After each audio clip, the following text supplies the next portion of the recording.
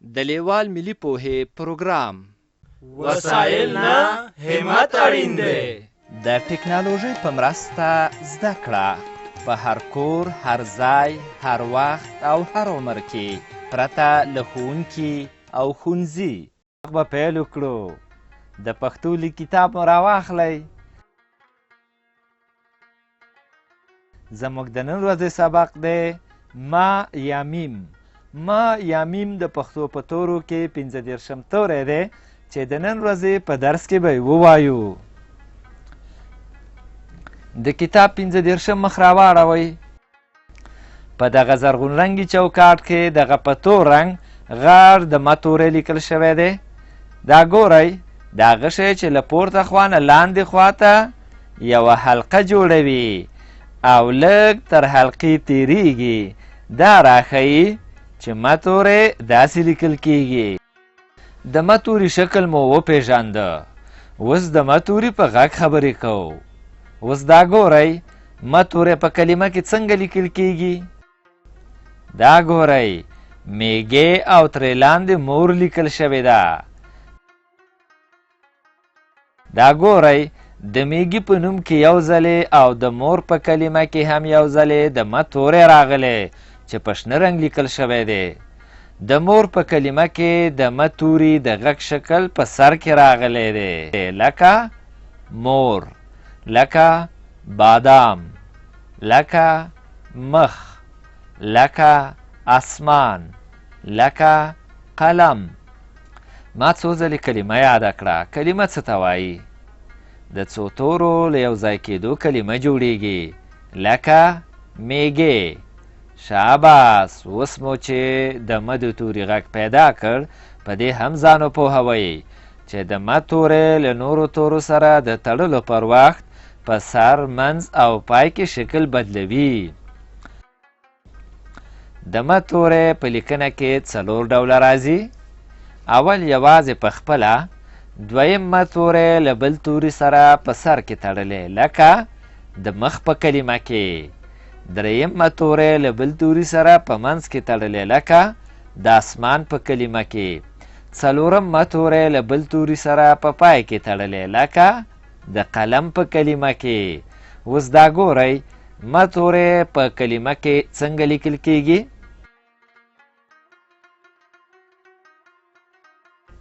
دا ګورئ، د میږي په کلمه کې یو ځلې د م تورې په سر کې د ی له توري سره تړلی راغلی دی. د مور په کلمه کې هم یو ځلې د م تورې په سر کې د و له توري سره تړلی راغلی. ګورئ، دا بل زرغون رنګي چوکاټ کې میږی رسم شوی دی. پوهیږئ چې میږی یې ولې رسم کړی دی؟ اندېښنه مه کوئ، زه یې درته وایم. دا د دې لپاره چې د میږي انځور مو په ذهن کې ښه ځای ونیسي او په تورو د میږي د کلمې لیکل یاد کړئ. د میږي کلمه له 4 تورو جوړه شوې ده. ما، یا، ګ، یا توري چې سره یو ځای شي نو میږی لوستل کیږي. دا ګورئ، د مور کلمه له 3 تورو نه جوړه شوې ده. ما، واره. د میږي او مور په کلمو کې مو د م توري لیکل ولیدل. اوس به د م توري د سبق نورو برخو ته راشو. دا سور چوکاټ وینئ چې پکې لیکل شوي دي د م کارونه په جمله کې. ښه نو تاسې غواړئ د جملې په معنا ځان پوه کړئ. د جملې په معنا مو پوهوم. ښه ورته ځیر شئ. جمله د یو څو کلمو یو ځای کولو ته وایي، لکه دا میږی دی. اوس لاندې دا تور چوکاټ وګورئ. په تور چوکاټ کې په شنه رنګ لیکل شوي دواړه جملې دي چې په هره کلمه کې د م توري کارونه په سره رنګ روښانه شوي. دا میږی دی. میږی ټوله ورځ کار کوي. اوس په همدې تور چوکاټ کې په سپین رنګ همدا جملې بیا لیکل شوي دي. یو توپیر یا فرق پکې ښکاري.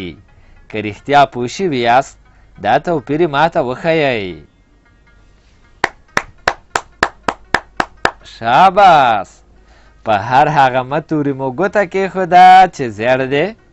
ګورئ، دلته 2 ځلې د م تورې راغلی دی. اوس نو قلم را واخلئ او د هر زیړ متوري پر سر متوری ولیکئ چې د متوري لیکل مو زده شي. دا کار ځکه کوو چې د دې تور چوکاټ د پاسه په کیڼه خوا کې په زیړ چوکاټ کې درته لیکلي دي د ما د کارونې ځایونه روښانه کړئ. د متوري په سر کې شکل لیکو. ډېر ښه، په تور چوکاټ کار وشو. اوس راځو شنه چوکاټ ته چې نورې جملې زده کړئ. زما مور کالي ګنډي. مور په اولاد حق لري. په شنه چوکاټ کې وګورئ دلته جملې په تور رنګ او هر د متورې په سره رنګ راغلی دی. اوس په همدې شنه چوکاټ کې په سپین رنګ همدا جملې بیا لیکل شوي دي. دا ځل مو هم د نښې منځو ویشت. په هر هغه متوري مو قلم کېښود چې زیړ رنګ لري. دلته هر متوری په زیړ رنګ لیکل شوی دی. یو متوری د زما د کلمې په منځ کې د ا له توري سره یو ځای راغلی. یو متوری د مور د کلمې په سر کې د و له توري سره یو ځای راغلی. بل متوری هم د مور د کلمې په سر کې د سره تړلی راغلی. زما مور کالي ګنډي. او دویمه جمله داسې ویل کیږي مور په اولاد حق لري. اوس قلم را واخلئ دا په سپین او زیړ رنګ چې زما مور کالي ګنډي لیکل شوي پر سر یې ولیکئ چې لیک مو زده شي. او همدارنګه مور په اولاد حق لري د جملې په سر ولیکئ. زما مور کالي ګنډي. مور په اولاد حق لري. اوس به راشو سره چوکاټ ته. دا پورتنۍ ټولې جملې پکې راوړي دي. دا میږی دی. میږی ټوله ورځ کار کوي. زما مور کالي ګنډي. مور په اولاد حق لري. د همدې جملو تر څنګ یې بیرته همدا جملې لیکلي دي. خو توپیر یې دا دی چې په هر شنه او تور چوکاټ کې هر میم توری په مختلفو رنګونو راغلی دی. خو په دې سره چوکاټ کې ټول توري په سپین رنګ لیکل شوي دي. اوس نو قلم را واخلئ د دې سپینو جملو پر سر ولیکئ چې لیکل مو زده شي. که زده مو نه وي نو دا سبق له ځانونو سره بیا بیا واورئ.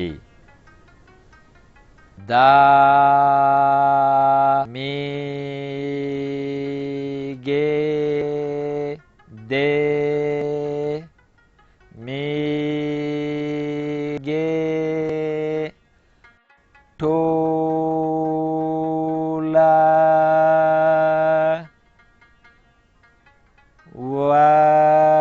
ورځ کار کوي. زما مور کالي ګنډي.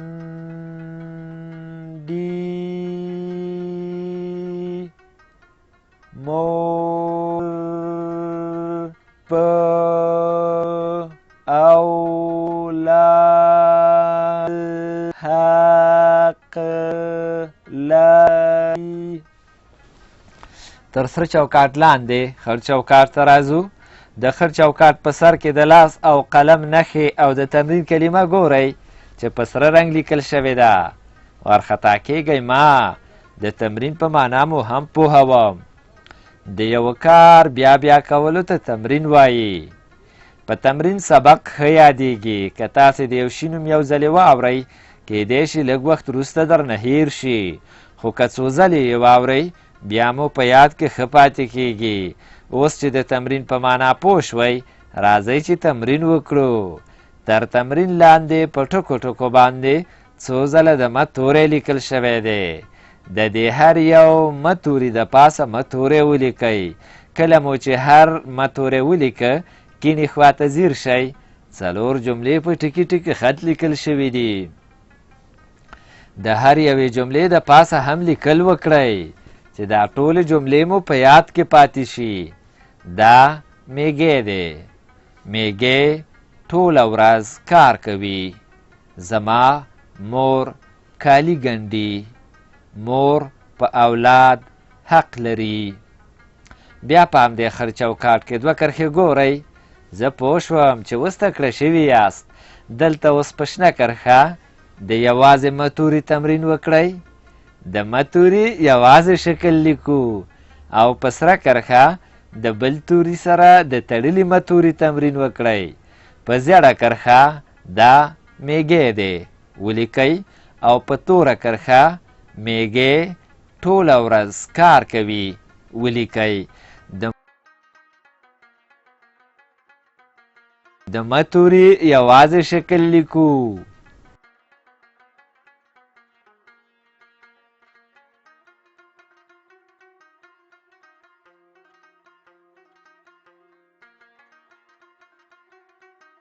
د م توري په سر کې شکل لیکو.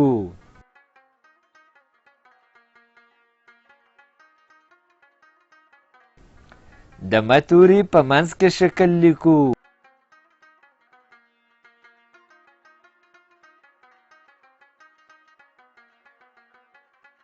د م توري په پای کې شکل لیکو.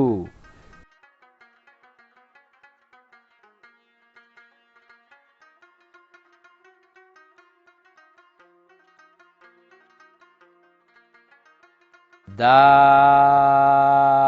میږی دی. میږی ټوله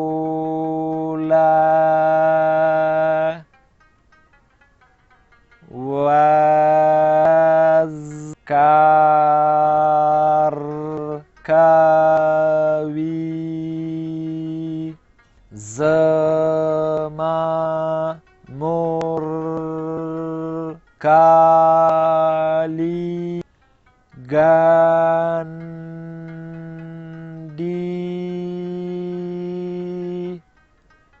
مور په اولاد حق لري.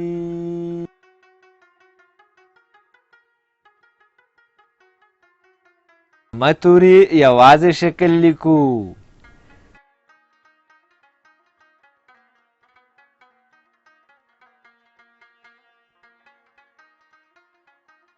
د م توري په پای کې شکل لیکو.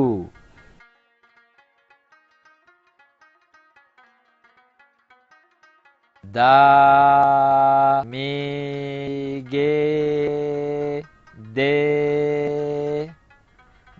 زما مور کالي ګنډي. لوست کې مو زده کړل د لیک په وخت کې د م توري شکلونه لکه بادام، مخ، اسمان، قلم. یوازې داسې لیکل کیږي.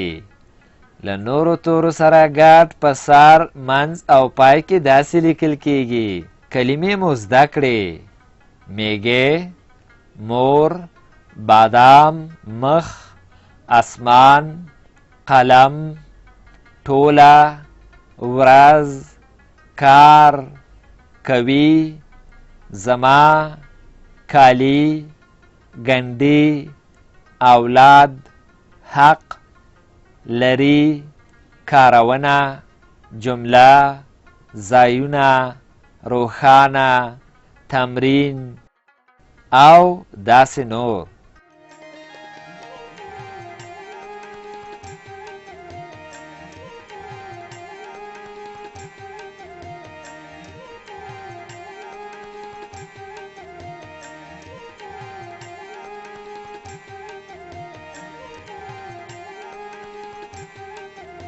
له دې ویډیو سره د لیک کتاب په زده کړه کې ډیره مرسته کوي.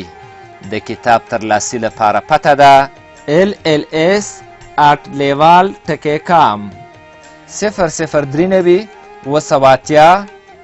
280 د نورو معلوماتو لپاره لیوال د لرې ښوونځي تګلاره وګورئ.